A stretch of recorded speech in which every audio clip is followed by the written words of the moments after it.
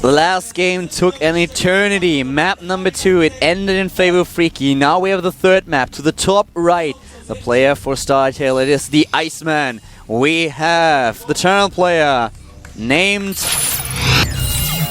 StarTale Bomber. Does this guy have emotions? He's sitting there completely calm. He played an hour-long game against his opponent, but he does not even show. Yeah, he doesn't look phased at all. No, not at all. He's just sitting there. But now we have his opponent. Yep, his Zerg opponent from the team, and Hosa. Great Infestor play. His ideas. NS Hoso Freaky. I'm still so impressed. I'm trying to wrap my head around. This is, by the way, exactly the map that we've seen Freaky play this Infestor style against Protoss. And it was really incredible. That was the game that you mentioned earlier. Yeah, against carriers with Infestors from the Team League. That was against Slayer's Crank. Yeah. It was a really cool game. Go watch that VOD if you haven't seen it.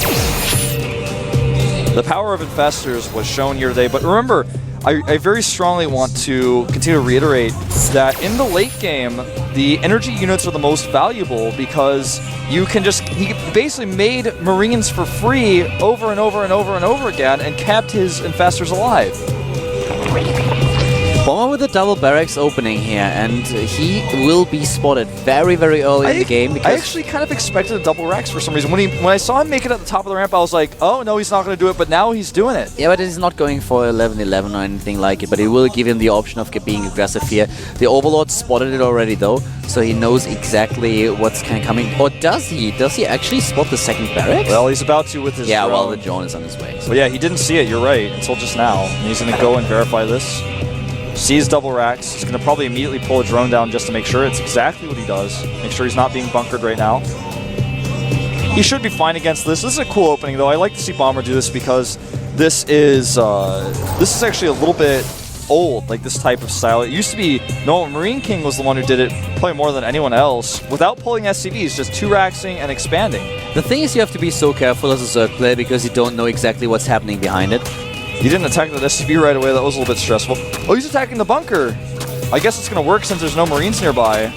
But usually you should right-shift-click with one drone, the SCV. Or at least one. Right-shift-click and go for the drone, for the SCV, so that you make sure that it will die if it continues to produce the bunker. That's really so important. Bomber losing really nothing here. He just canceled a bunker. He went home, lost very little to do this, and Freaky lost some... Actually, Freaky lost more mining time than Bomber lost in minerals to cancel. Yeah. He's going for the expansion now, just a follow-up and double barracks into expand, just delaying his command center a tiny little bit because he invests into this additional barracks, but he gives him the option to be aggressive. Well, Freaky might misread the situation, might not prepare, might not be ready for it, and then he can still commit to this attack, so it gives him a lot of options. Bomber, that is. And now we'll see how this is going to turn out. The Zergling's trying to get additional scouting information, but the ramp is blocked by all those Marines. And once again, we have the double command center for Bomber. And this game is going to be really... I don't know, I want to say this, that what interests me the most in this game is what exactly Bomber is going to do. He played a very standard game on the first map, and then with nice Marine control, with good bio forces. In the second game, he suddenly just started to mix it up a little bit, and went for a very weird air Terran style that did not work, because Freaky just produced Infestors and nothing else. And he used them so well. He managed his fungals well. He used infested Terrans against battle cruisers, and he used them better than I thought. I thought maybe, like you said, oh, should he be using Neural here? Should he be using Neural here? But in fact, it seems that the infested Terrans were the right choice after all. And when you think about how much damage is dealt with one fungal against battle cruisers, as that stacks up eventually, it's like, okay, actually that does eventually do a lot of damage as the battle cruisers are on top of each other. Bomber, by the way, going up to, I believe, yeah, just 4 barracks. Okay. 4 barracks, he completely walls off with the 4 of them, moves out with a few of these Marines. And these Lings are slow, so he actually could do a lot here if he micros well. But I don't think he quite has enough. He's trying to catch him. There's spines up.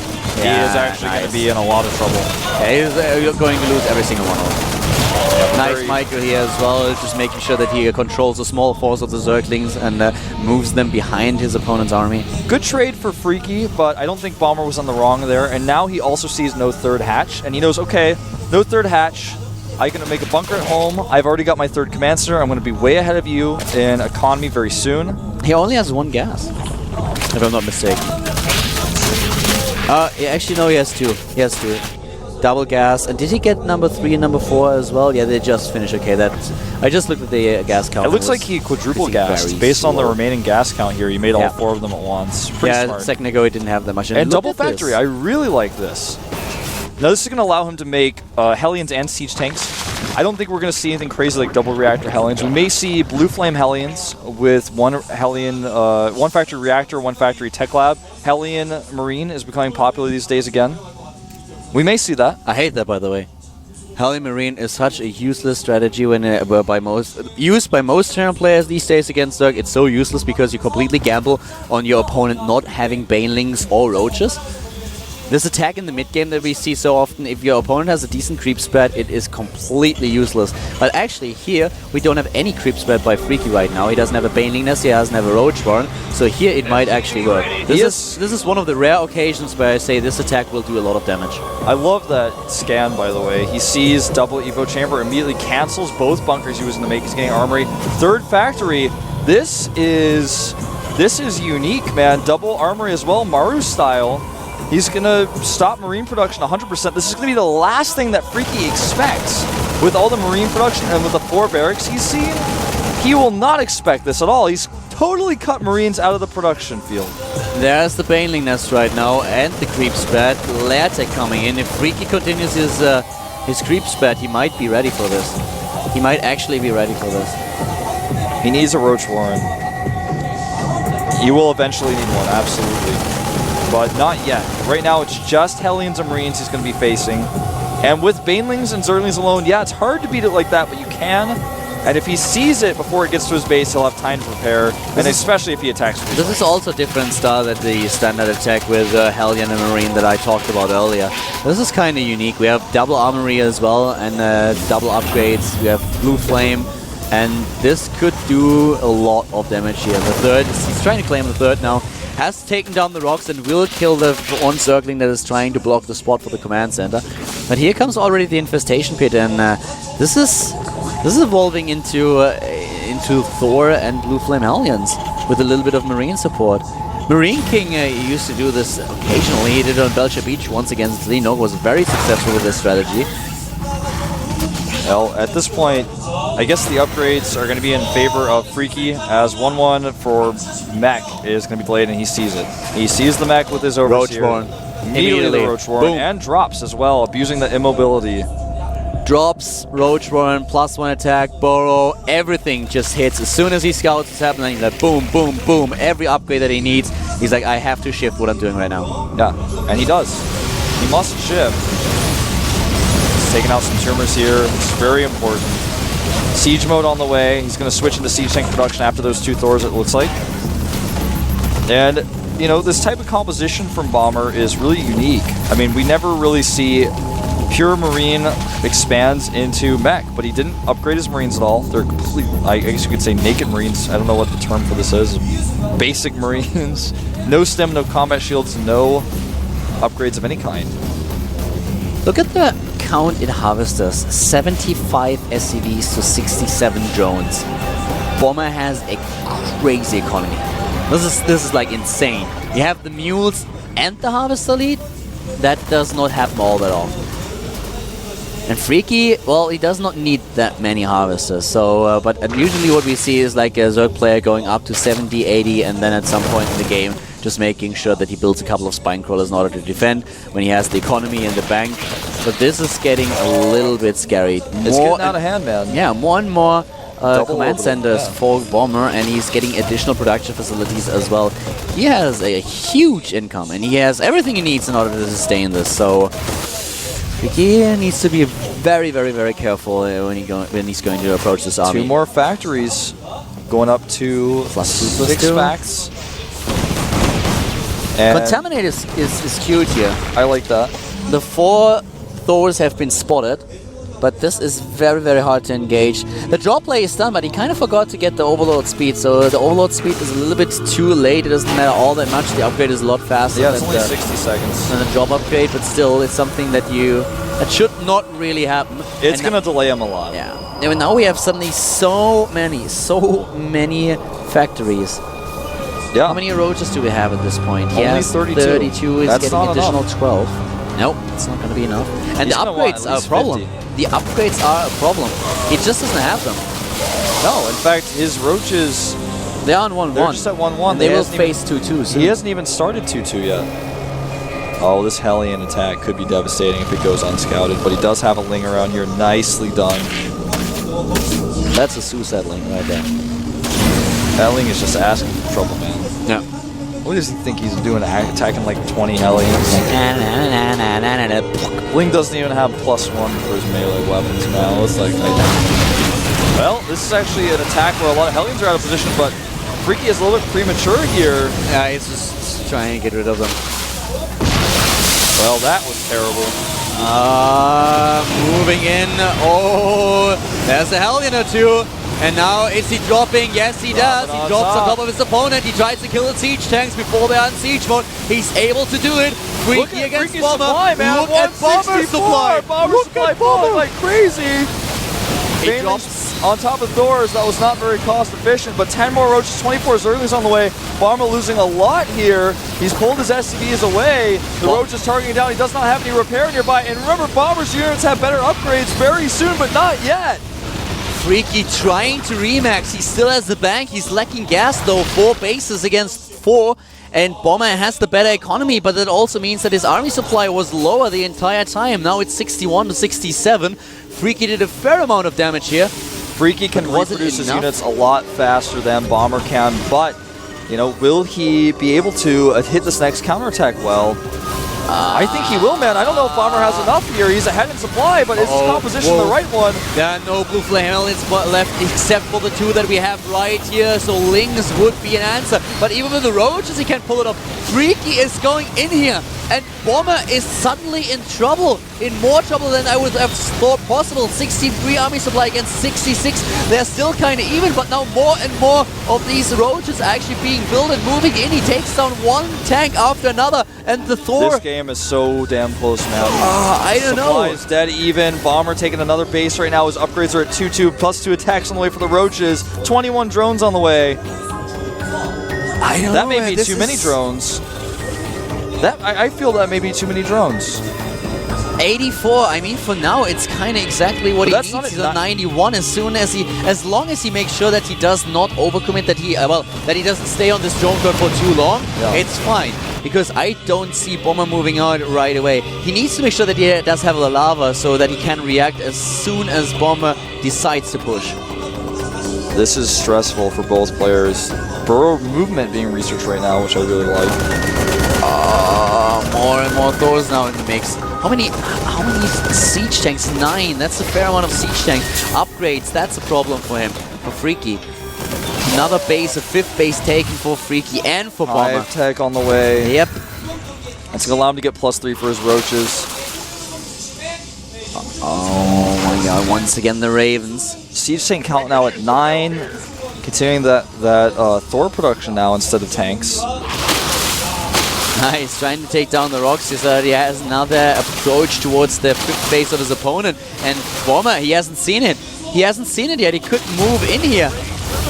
No. Oh, will he get trapped? He won't. Not moving into the choke point position. That would have been so deadly. Oh, so smart. But he scans. He knows what's up.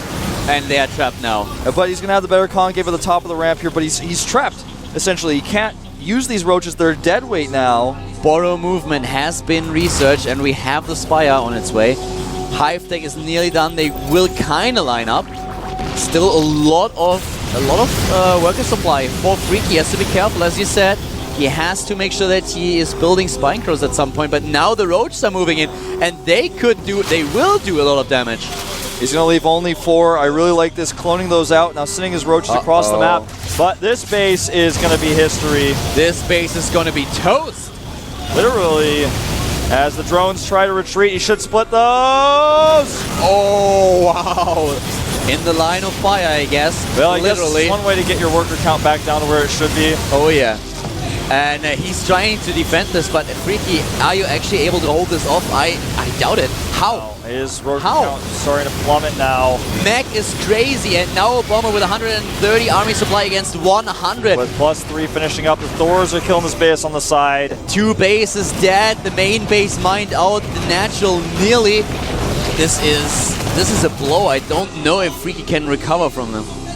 No, I don't. Well, Top right. He's using the resources he made to make a last push with roaches. Top right, a lot of units in the main base of Bomber actually trying to do damage. We don't have it on screen just yet. He's All killing these roaches. He's killing tanks that pop out as well as Hellions. It's actually really effective. Bomber has to turn around as well, which is exactly what he needs. We don't have it on screen, guys, but in the top right, we have a lot of roaches actually killing the obliterating add-ons that now. base. He's killing everything here. There they are. He's stopping the Raven research. Oh, but look at the tanks. They move back, and now a few of them sieged up, and they die, all of them. The supply is even, but the bang for Bomber is huge. And Ravens now with Seeker missiles.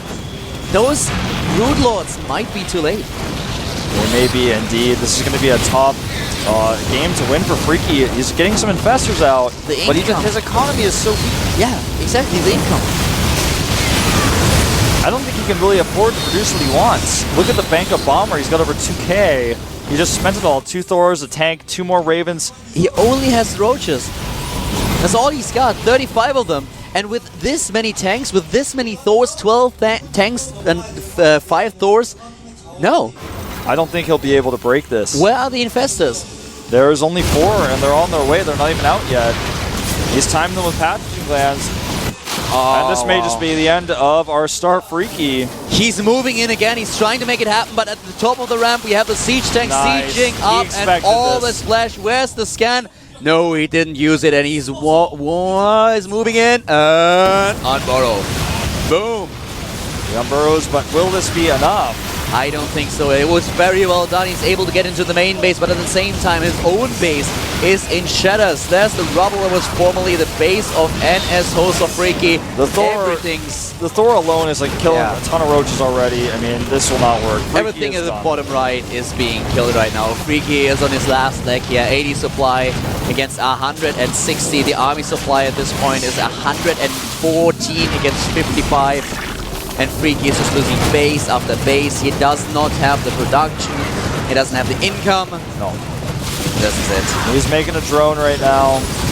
3 more Thors, 4 Hellions, plus 2 ship weapons. Bomber's got everything in his favor. He's walking around to kill the last mining base. There's a small group of roaches up there, but it's not going to be enough. A valiant effort by Freaky. The second game was intense. The third one Bomber with a beautiful transition here. Yeah, the third game was great as well, but in the end, it does not really. It is not enough. Bomber is a great player. He showed it. The second game was a little bit shaky. Was a little bit out of the ordinary as well. Very, very freaky and interesting. But in the game number 3, Bomber is kind of falling back on a mech style that is really strong and shows Freaky how good Bomber actually is. I love the transition. GG. A StarTale player, he takes it, he advances. Great play, starting with the 2 racks, going into 4 racks, doing the last thing his opponent would expect, taking 4 gases and going into mech. And Freaky has to be disappointed. Yeah, I'm sure he is. I mean, especially after that win in the game 2, and the way he held against Bomber and what he expected against Bomber, everything he was doing made sense, but then he scouted the mech and he couldn't keep up. His opponent had too many bases. Great play by both players in this series, though. Definitely the best of the night by far, I would say. Yeah, it was a great game. A great best of 3 with a lot of different strategies that we've actually seen, and I really loved it. Also, the way how Freaky just acted throughout this entire series. How the NS Hosa team, they talk with each other, how they approach each single map that Freaky had to play. Bomber, on the other hand, he's the stone cold Iceman. He doesn't care, man. He's just packing up his stuff. He's ready to go home. And what a great day of matches we had, especially that last best of 3. I had fun today, and those were some great matches. I think that, for example, all the Zerg play that we saw today was solid. There's a lot of talk right now about, Zergs are doing well only because of the patch, but I really feel Zergs are improved. They've learned a lot, and they've changed their styles as well. And yeah, the patch helps quite significantly, but I would not say that Zerg's success is based on the patch alone. No, I don't think so. Especially not after games like we saw today. Yeah, it was really, really great games, and we've just seen that talent players start to adapt a little bit more to the changes that came with the patch, and they are doing a lot better right now. So this GSL season is going to be very, very exciting. I'm really looking forward to it. We have great games coming up in Code S as well, and now in Code A. The first games in the round of 48 are over. We have a lot of players that just dropped down to Code B. Once again, they have to prove themselves when the next qualifier is actually up.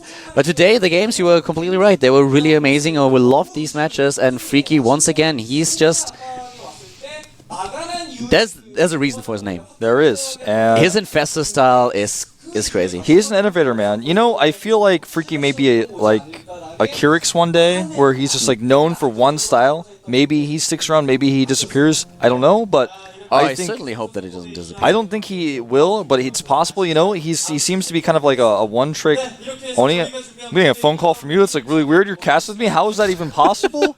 I don't even get it, man. But we're going to look at today's results right now.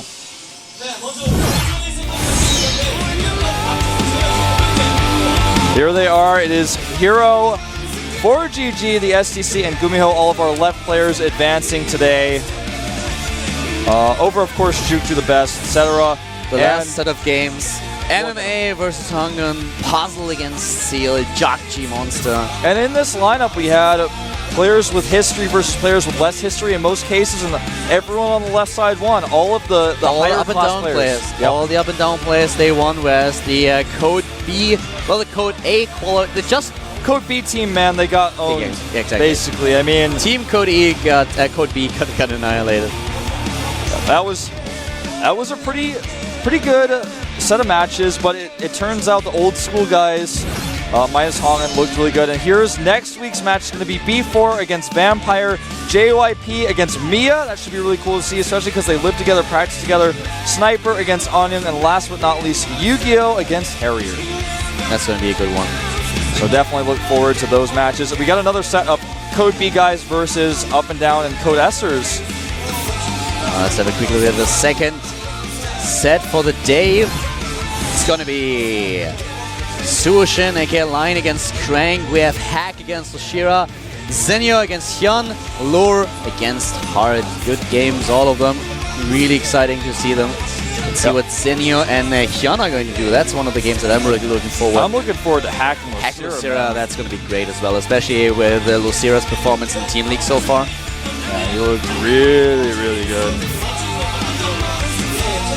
Well, that was a great set of matches today, man. I really thoroughly enjoyed them. We'll see you guys next week for Code A matches. Those same ones we just saw on screen. And down here at the bottom, you can see, of course, this week we have Code S. It's going to be awesome. We have a sick group with Violet and Marine King. Yep. Don't miss it. Tune in tomorrow and check that out. It's going to be great. Guys, it was a pleasure casting for you. Hope you enjoyed today's show. We'll see you next week again with Code A. And yeah, have a pleasant evening. Bye-bye.